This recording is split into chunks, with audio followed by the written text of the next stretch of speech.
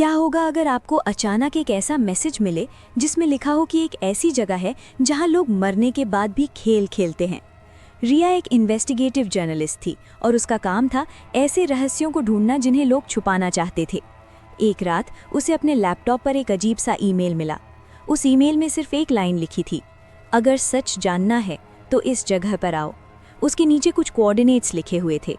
जब रिया ने उन कोऑर्डिनेट्स को मैप में डाला तो उसे पता चला कि वो जगह एक बहुत ही पुराना और सुनसान जंगल था जहां सालों से कोई नहीं जाता था। रिया को ये केस बहुत अजीब लगा, लेकिन उसका पत्रकार वाला दिमाग उसे वहां जाने से रोक नहीं पाया। अगले ही दिन वो कैमरा, टॉर्च और ज़रूरी सामान लेकर उस जंगल की तरफ निकल पड़ी। जंगल में कदम रखते ही उसे अजीब सा सन्नाटा महसूस हुआ। हवा तक जैसे रुक गई थी। अचानक उसका फ़ोन, जो अभी कुछ देर पहले तक ठीक काम कर रहा था, अपने आप बंद हो गया। रिया को थोड़ा डर तो लगा, लेकिन उसने अपने बैग से टॉर्च निकाली और उन कोऑर्डिनेट्स को फॉलो करते हुए जंगल के अंदर बढ़ने लगी। थोड़ी देर बाद उसे दूर एक पुरानी और टूटी हुई बिल्डिंग दिखाई दी। वो जगह किसी पुराने हॉस्टल या अस्पताल जैसी लग रही थी। बिल्डिंग के बाहर जंग लगा एक बोर्ड पड़ा था जिस पर मुश्किल से लिखा हुआ था, गेम हाउस।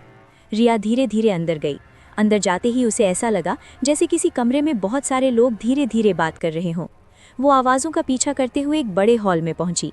वहां का नज़ारा देखकर उसके पैरों तले ज़मीन खिसक गई। उस हॉल में करीब 40-50 लोग खड़े थे और उनके सामने ज़मीन पर गोल गोल निशान बने हुए थे। हर एक के हाथ में एक छोटा सा कागज़ था और सामने दीवार पर लिखा था, जो जीतेगा वही बचेगा।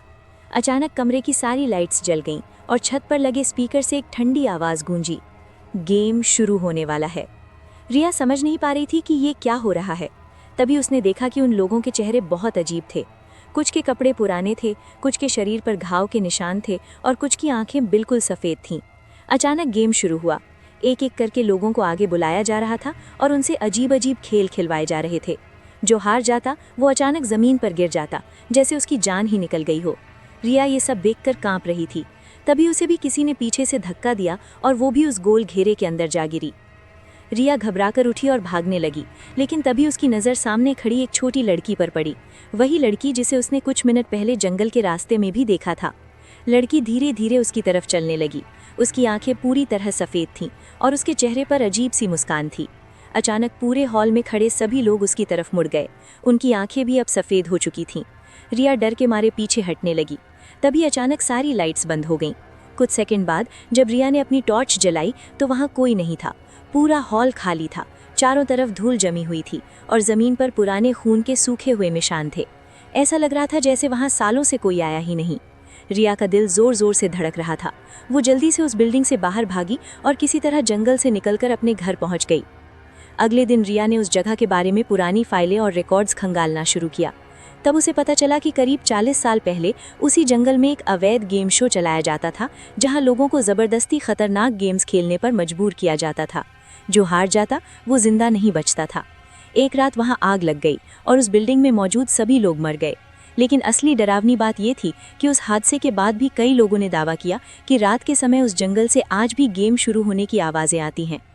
रिया ने ये पूरी स्टोरी पब्लिश करने की कोशिश की, लेकिन अजीब बात ये थी कि उसकी सारी फाइलें अपने आप डिलीट हो गईं।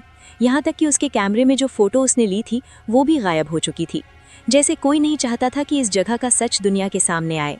आज भी वो जंगल वहीं है और कई लोग कहते हैं कि अगर आप रात के समय वहां जाएं तो आपको दूर से एक आवाज़ सुनाई देगी, गेम शुरू होने वाला है। अगर आपको ऐसी डरावनी और रहस्यमयी कहानियां पसंद हैं तो हमारे चैनल को ज़रूर सब्सक्राइब करें, क्योंकि यहाँ आपको ऐसी ही और भी खौफनाक कहानियां सुनने को मिलेंगी।